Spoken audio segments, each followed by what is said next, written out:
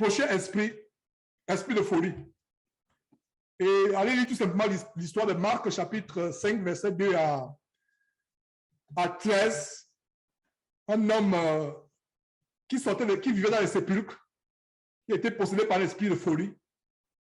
Et vous allez comprendre, allez tout simplement lire l'esprit pour savoir l'origine de l'esprit de folie. Aujourd'hui, il y a des hôpitaux, soi-disant, qui, soi-disant, guérissent la folie. Il y a quelqu'un que j'ai connu à Houston ici, qui était devenu fou à cause de son amour pour les arts magiques. Et on a fait venir la personne vers moi. C'est un Gabonais. Il est venu vers moi. Enfin, c'est pas lui qui est venu vers moi. Voilà ce qui s'est passé. Quand on m'a contacté, on a appris que tu es avocat à Houston. Voilà un Gabonais que la police a mis en prison. Enfin, pas en prison, il est dans un centre psychiatrique. Parce qu'en plein carrefour, il a commencé à détruire les magasins, donc, comment saisir? Il a des problèmes non seulement avec la justice, parce que dès qu'il sort de l'hôpital psychiatrique, on peut le poursuivre en justice. On m'a vu. Et j'ai dit, vous avez vu quelqu'un, un avocat, mais je pense que la meilleure solution, c'est la parole de Dieu, c'est la délivrance. Et j'étais en contact avec ce jeune homme. La première chose, quand j'étais en contact avec lui, on a fait venir à la maison, on a même hébergé pendant quelques instants. Il avait les cheveux comme le faux prophète qui a prophétisé sur la victoire de Marine Le Pen. Les locks, les cheveux des gens de la religion, la Safari. Mais lui, c'est encore plus long. La première chose, il a dit, si tu veux qu'on nous prions pour toi, première chose, on va couper les cheveux. Et je pense qu'à l'époque, c'est Confort qui avait coupé ses cheveux-là. Un étranger qui est venu à la maison, Confort a coupé ses cheveux. Et on lui a fait prendre un bain. Il s'est lavé. Et plus tard, on a compris, pour la petite histoire, plus tard, on a compris que sa folie était due au fait qu'il était ancré dans la pratique des arts magiques. Et je ne sais pas s'il a été délivré des arts magiques plus tard. J'ai compris qu'en fait, la délivrance n'a pas produit la repentance. C'est pour ça que la délivrance n'est pas importante. Ce qui est important, c'est la repentance. Parce qu'il y avait l'amour du monde, l'amour devenu grand qui était... Pourtant, il est devenu dans son bon sens. Il est devenu normal, etc. Mais plus tard, on a su que c'est à cause de son amour pour les arts occultes qu'il est devenu fou. Et on lui a rendu visite à l'hôpital. Pourquoi je parle de cela? Parce qu'à l'hôpital, je me rappelle les comprimés bleus. Parce qu'on lui a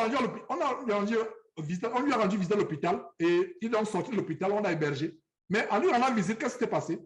Les comprimés bleus qu'on lui donnait, et c'était pour l'assommer. C'est-à-dire que ce comprimé bleu, ça avait l'effet de quoi? Quand tu le bois, c'est comme si on a frappé un gros marteau sur la tête et tu t'assommes, tu dors. Quand tu te réveilles, la folie se manifeste encore. En fait, c'est les démons. Conclusion, on ne peut pas donner à quelqu'un qui est fou des comprimés. Il n'y a pas de comprimés pour calmer, pour enlever, pour chasser l'esprit de folie. Rien que Jésus-Christ peut chasser l'esprit de folie. Donc, les hôpitaux psychiatriques, les centres psychiatriques comme Mélène au Gabon, c'est en vain. Et lisez dans l'histoire de Marc chapitre 5, verset 2 à 13, qui nous montre comment Jésus a chassé une légion de démons de quelqu'un qui était fou. Vous pouvez voir, il y a d'autres récits dans l'Évangile qui parlent aussi de cette histoire. C'est la folie qui est derrière. La folie qui est derrière, mes frères et sœurs. C'est les démons qui sont derrière la folie. Les démons qui sont derrière la folie. Donc, quelqu'un, il n'y a pas cette aberration de penser qu'on va amener quelqu'un à l'hôpital psychiatrique. Les comprimés, je me rappelle très bien ces comprimés bleus. Il devait prendre ça. Et ce que j'ai remarqué, même les psychiatres qui le soignent sont eux-mêmes fous. Eux-mêmes fous. Les psychiatres. Et des fois, ils sont même plus fous que les malades. C'est ce que j'ai remarqué, l'expérience que j'ai eue ici à Houston. Les psychiatres, quand tu le observes, lui-même, il est plus fou. Donc, les démons qui veulent prétendument la folie qui veut guérir, eux-mêmes ne savent pas que cette folie, c'est les démons. Et eux-mêmes sont contaminés. Quand vous les voyez, ils sont fous par un seul dans les couloirs de l'hôpital. Ils agissent comme des fous et ils veulent prendre soin des fous. Incroyable. Incroyable. Donc, conclusion, la folie est occasionnée par les démons. Si vous connaissez quelqu'un qui est fou, c'est un démon. Comme l'histoire de ce karatéka qui est devenu fou au Gabon. Il est sorti de la salle de karaté où il y avait les tatamis, c'est-à-dire les tapis sur le sol pour faire des katas. Il est sorti de la salle de... c'est un maître de karaté qui est sorti là étant fou. Et pour ceux qui ont le discernement, c'est une bonne transition pour voir les esprits de karaté.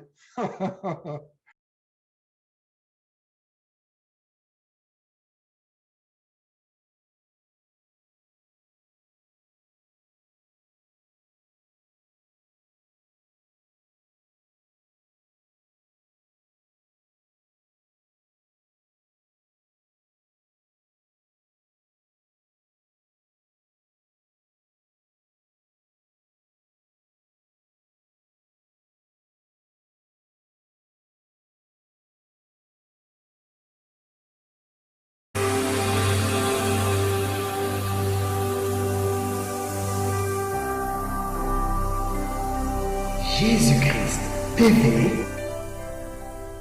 vous connaîtrez la vérité et la vérité